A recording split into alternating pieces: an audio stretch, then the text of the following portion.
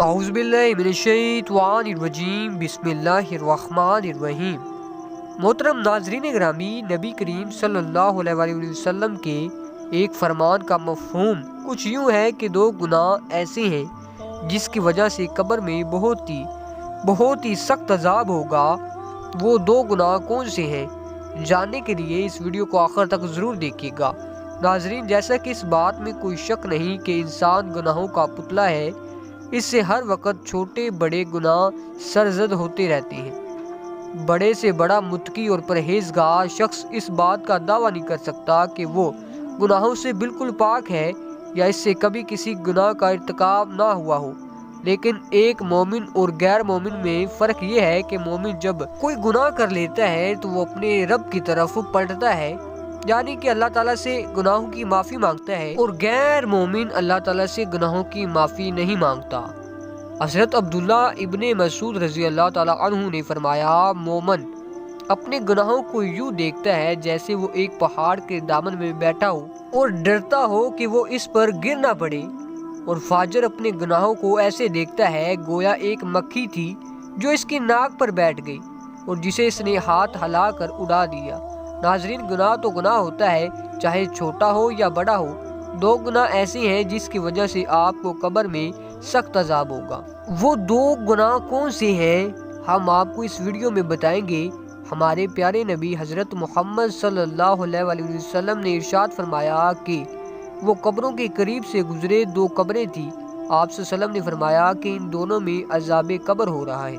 آپ صلی اللہ علیہ وسلم نے فرمایا کہ ایسے گناہ نہیں جس کو لوگ بڑا سمجھتے ہوں، بلکہ ایسے گناہ جو کہ بہت چھوٹا سمجھا جاتا ہے، اور اس گناہ کی وجہ سے ان کو عذاب قبر ہو رہا ہے۔ ناظرین، ہماری یہ غلط فہمی ہے کہ ہم بعض اوقات بہت سے گناہوں کو ہلکا سمجھتے ہیں، لیکن اللہ تعالیٰ کی نظر میں وہ گناہ بڑے ہوتے ہیں۔ ہم زنا کو بڑا گناہ سمجھتے ہیں، یقیناً یہ بڑا گناہ ہے۔ شراب یقیناً بہت بڑا گناہ ہے۔ قتل کرنا بھی یقیناً بہت بڑا گناہ ہے۔ نماز قضا کرنا بھی بہت بڑا گناہ ہے۔ شرک کرنا، والدین کو اذیت دینا، مگر کچھ گناہ ایسے ہوتے ہیں جو ہوتے تو بہت بڑے ہیں لیکن چھوٹے سمجھے جاتے ہیں۔ تو اس لیے آپ صلی اللہ علیہ وسلم نے فرمایا کہ ان دونوں قبروں کے اندر ان دونوں اشخاص کو ایسے دو گناہوں کی وجہ سے عذاب ہو رہا ہے جن کو یہ چھوٹا سمجھتے تھے۔ ان میں سے ایک گناہ یہ ہے کہ یہ پیشاب سے نہیں بچتے تھے، پیشاب سے احتیاط نہیں کرتے تھے۔ حضرت ابو ہریرہ رضی اللہ تعالیٰ عنہ سے روایت ہے کہ رسول صلی اللہ علیہ وسلم نے فرمایا، پیشاب کی چھینٹوں سے بچو، کیونکہ یہ عموماً قبر کا عذاب اسی وجہ سے ہوتا ہے۔ محترم ناظرین گرامی، اسلام میں طہارت کی بہت اہمیت ہے۔ اسلام ہمارے اندر کی صفائی پر بھی اور باہر کی صفائی پر بھی بہت زور دیتا ہے، لیکن ایک بات خوب یاد رکھیں، آپ طہارت کے معاملے میں کہیں وہمی نہ ہو جائیں، شک میں نہ پڑ جائیں۔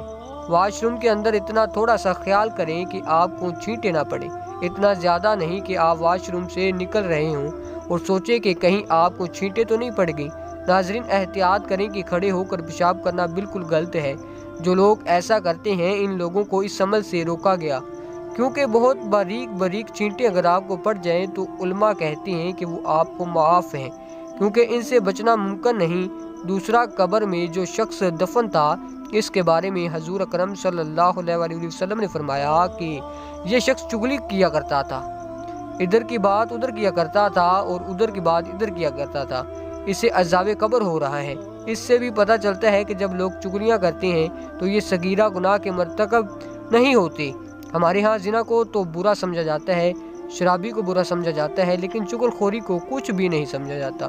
یہ چغل خور ایسی لڑائیاں کرواتا ہے کہ آپس میں محبتوں کو نفرت میں بدل دیتا ہے، بھائی بھائی کو لڑا دیتا ہے، شوہر بیوی اور بیوی شوہر سے لڑ پڑتی ہے۔ چغل خور کے بارے میں قرآن کیا کہتا ہے، حدیث کیا کہتی ہے؟ یہ صغیرہ گناہ نہیں ہے۔ صحیح بخاری میں اس طرح بیان کیا گیا ہے کہ رسول اکرم صلی اللہ علیہ وسلم نے ایک دفعہ مدینہ یا مکہ کے ایک باغ میں تشریف لے گئے۔ وہاں آپ صلی اللہ علیہ وسلم نے دو شخصوں کی آواز سنی جنہیں ان کی قبروں میں عذاب کیا جا رہا تھا۔ آپ صلی اللہ علیہ وسلم نے فرمایا کہ ان پر عذاب ہو رہا ہے۔ اور کسی بہت بڑے گناہ کی وجہ سے نہیں۔ پھر آپ صلی اللہ علیہ وسلم نے فرمایا بات یہ ہے کہ ایک شخص ان میں سے پیشاب کی چینٹوں سے بچنے کا اہتمام نہیں کرتا تھا اور دوسرا شخص چغل خوری کیا کرتا تھا۔ پھر آپ صلی اللہ علیہ وسلم نے کھجور کی ایک ڈالی منگوائی اور اس کو توڑ کر 2 ٹکڑے کیا اور ان میں سے ایک ایک ٹکڑا ہر ایک قبر پر رکھ دیا۔ لوگوں نے آپ صلی اللہ علیہ وسلم سے عرض کیا کہ یا رسول اللہ صلی اللہ علیہ وسلم، آپ صلی اللہ علیہ وسلم نے ایسا کیوں کیا؟ تو آپ صلی اللہ علیہ وسلم نے فرمایا اس لیے کہ جب تک یہ ڈالیاں خشک ہوں شاید اس وقت تک ان پر عذاب کم ہو جائے۔ نبی کریم صلی اللہ علیہ وسلم کے بعد صحابہ کرام کے دور میں رفتہ رفتہ جب امت مسلمہ کا زوال شروع ہوا تو بعض گناہوں کو چھوٹا اور کم تر سمجھ کر نظر انداز کیا جانے لگا۔ حضرت عبادہ بن کرتا اپنے شاگردوں سے مخاطب ہو کر فرماتے ہیں تم ایسے کام کرتے ہو جو تمہاری نظروں میں بال سے بھی باریک ہوتی ہیں، جبکہ ہم انہیں رسول صلی اللہ علیہ وسلم کے زمانے میں ہلاک کر دینے والے کام شمار کرتے تھے۔ آج ہماری یہ حالت ہے کہ ہم برابر چھوٹے بڑے گناہ کرتے رہتے ہیں لیکن اس کو گناہ نہیں سمجھتے یا بہت معمولی گناہ سمجھ کر نظر انداز کر دیتی ہیں، جیسے آفس کی چیزوں کو خواہ وہ کتنی ہی معمولی ہی کیوں نہ ہو ذاتی سمجھ کر استعمال کرنا خیانت اور گناہ ہے، لیکن ہم میں سے اکثر لوگ ایسا ہی کرتے ہیں۔ ایسا اس لیے ہوتا ہے کہ ہمارے دلوں سے اللہ تعالیٰ پر یقین، جزا و سزا کا احساس اور حلال و حرام کی تمیز نکل چکی ہے۔ ایسی بہت سی احادیث پائی جاتی ہیں تو ہمیں بچنا چاہیے چغل خوری سے اور کھڑے ہو کر پیشاب کرنے سے۔ میری اللہ سے دعا ہے کہ وہ ہمیں عمل کرنے کی توفیق عطا فرمائے۔ پیارے دوستو، اسلامک واقعات، اسلامی کہانیاں، اسلامی قصے دیکھنے کے لیے، سننے کے لیے ہمارے چینل کو سبسکرائب کر لیں تاکہ ہماری ہر ویڈیو آپ کو ملتی رہے۔ آخر پر اللہ پاک سے دعا ہے کہ اللہ پاک ہمیں 5 وقت کی نماز اور نیک اعمال کرنے کی توفیق عطا فرمائے۔ شکریہ، جزاک اللہ۔ دوستو آپ سے گزارش ہے کہ ایک مرتبہ درود شریف پڑھ لیں۔ شکریہ، جزاک اللہ۔